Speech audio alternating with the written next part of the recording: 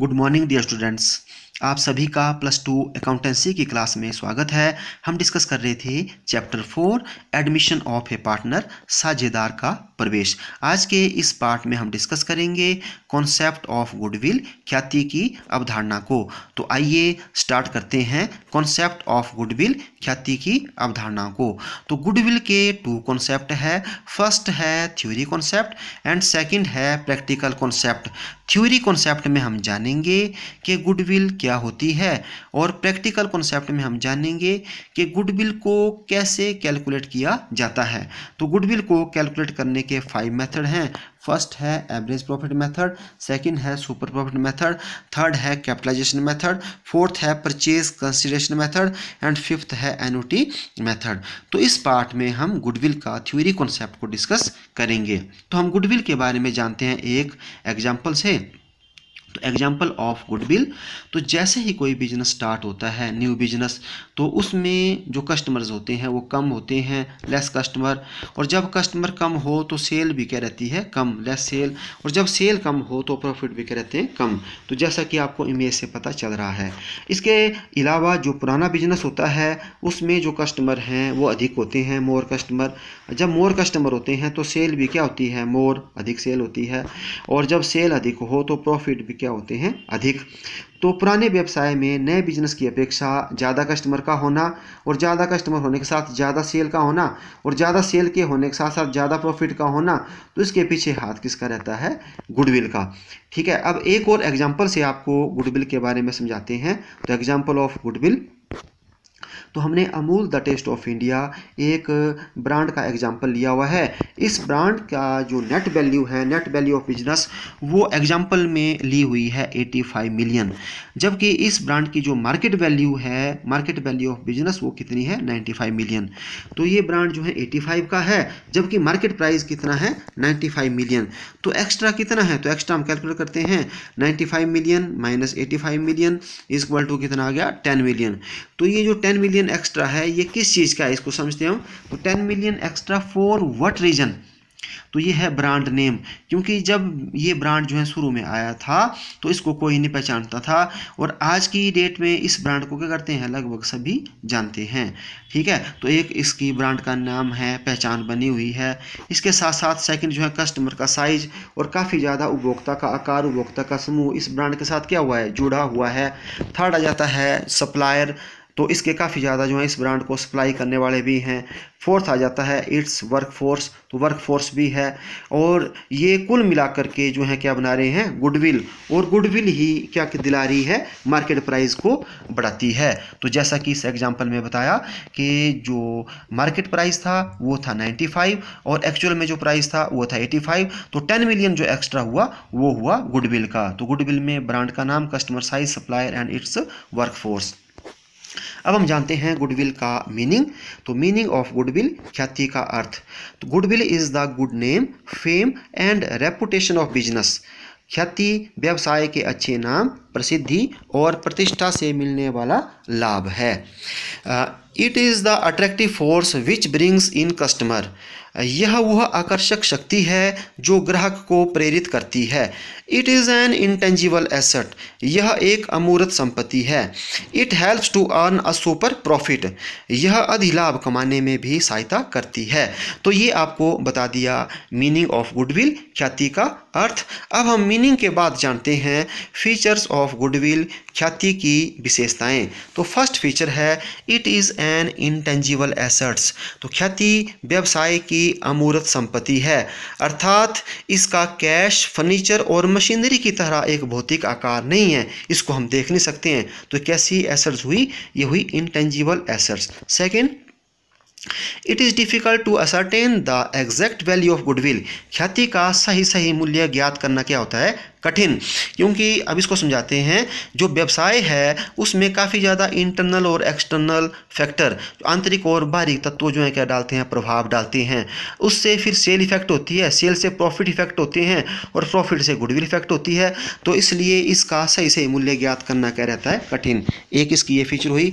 Next देखते हैं, it helps in earning access profit.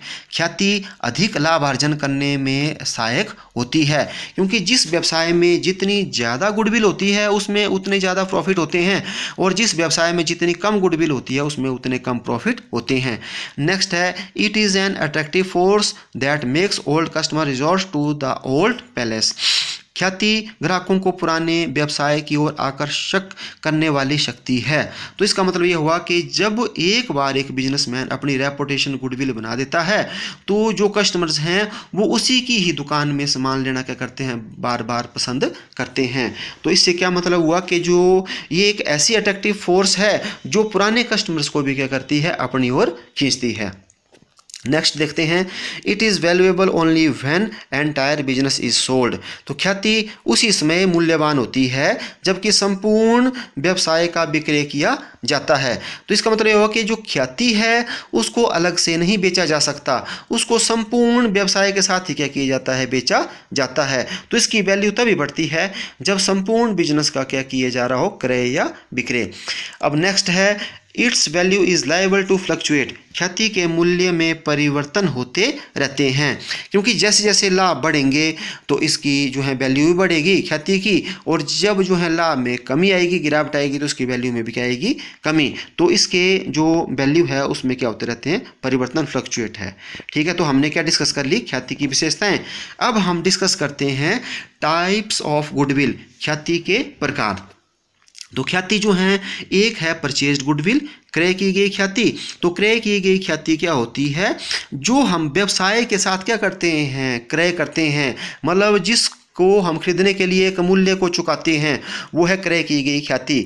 जैसे कि हमने इमेज में बताया हुआ है कि जैसे हमने बिजनेस खरीदा और बिजनेस को खरीदने के साथ साथ उस बिजनेस की हमने गुडविल भी खरीदी, तो हमने क्या किया, एक अमाउंट चुकाया है, इसको बोलते हैं हम परचेज्ड गुडविल, क्रय की गई ख्याति। सेकंड है नॉन परचेज्ड गुडविल, बिना क्रय की गई ख्याति। तो ये एक ऐसी गुडविल होती है जिसको हम सेल्फ जनरेटेड गुडविल भी कहते हैं। तो ये जो बिजनेसमैन है वो अपनी मेहनत से ग्राहकों को सेवाएं, अच्छे तरीके से सेवाएं प्रदान करके और ईमानदारी से क्या करता है, जनरेट करता है। तो इसको हम सेल्फ जनरेटेड गुडविल भी कहते हैं। तो जब भी हम जो है बैलेंस शीट को बनाते हैं तो बैलेंस शीट्स में हम सिर्फ किसको बताते हैं, परचेज्ड गुडविल को ही बैलेंस शीट्स की ऐसे साइड में दर्शाया जाता है।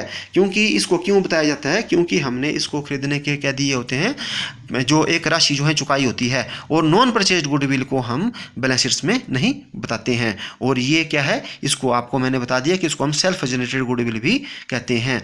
तो हमने डिस्कस कर लिया टाइप्स ऑफ गुडविल।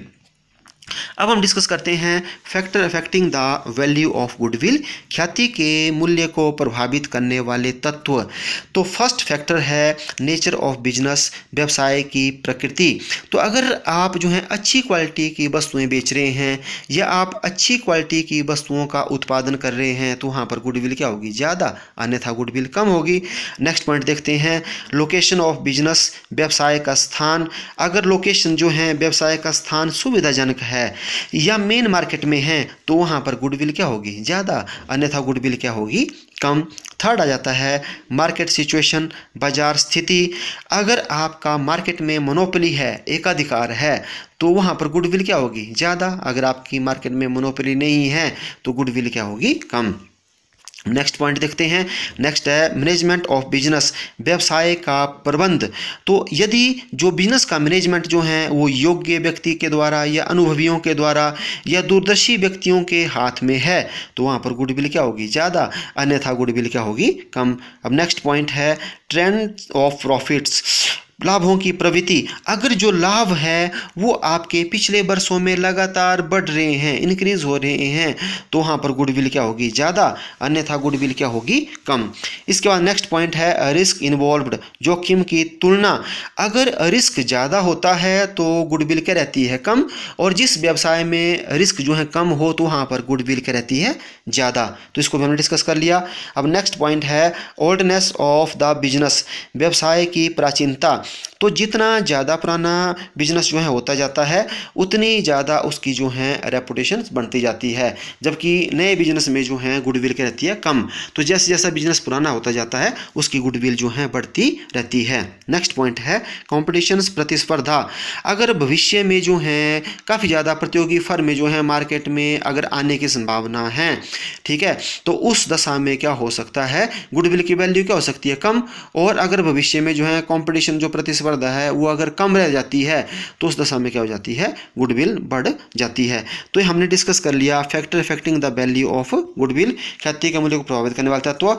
अब हम डिस्कस करते हैं नेचर ऑफ गुडविल, ख्याति की प्रकृति। तो फर्स्ट जो है वो है कैट नेचर गुडविल, बिल्ली के स्वभाव की प्रकृति।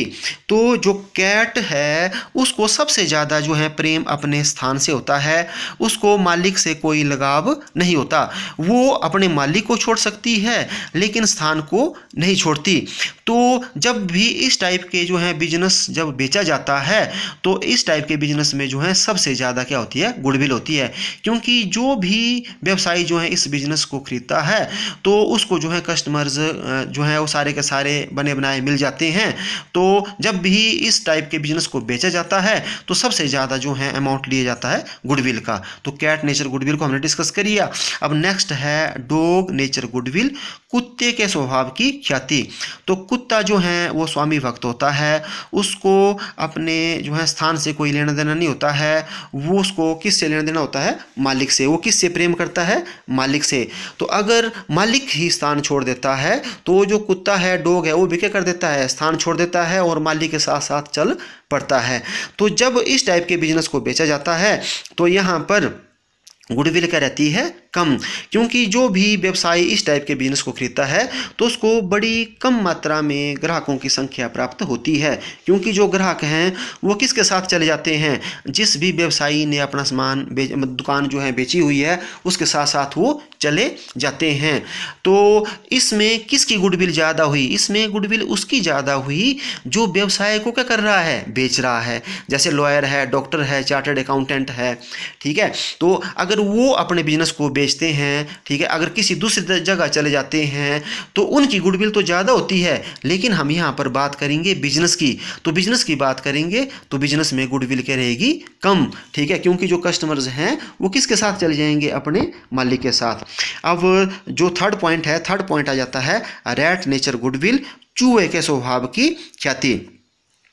तो चूहा जो है उसको ना स्थान से लगाव होता है ना उसको मालिक से लगाव होता है।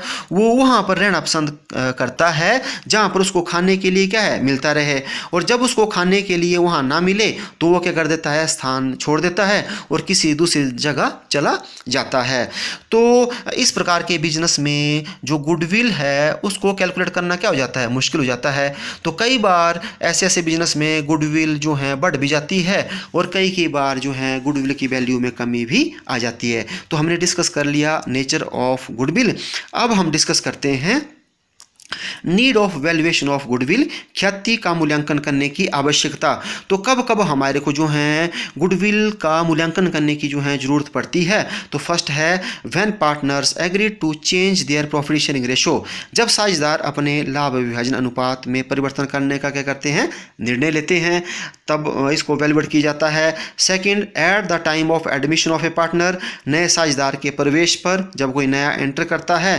थर्ड है eight the time of retirement और डेथ ऑफ ए पार्टनर, किसी साझेदार द्वारा अवकाश ग्रहण करने पर या किसी साझेदार की मृत्यु हो जाने पर। और नेक्स्ट है eight the time of dissolution of partnership firm, साझेदारी फर्म के समापन पर भी गुडविल की वैल्यूएशन करनी पड़ती है। और at the time of amalgamation of two partnership firm, दो साझेदारी व्यवसायों के एकीकरण करने पर, तो तब जो है गुडविल को वैल्यूएट करना पड़ता है। तो आज के इस वीडियो में बस इतना ही। अब मिलते हैं हम नेक्स्ट वीडियो में। Thank you so much.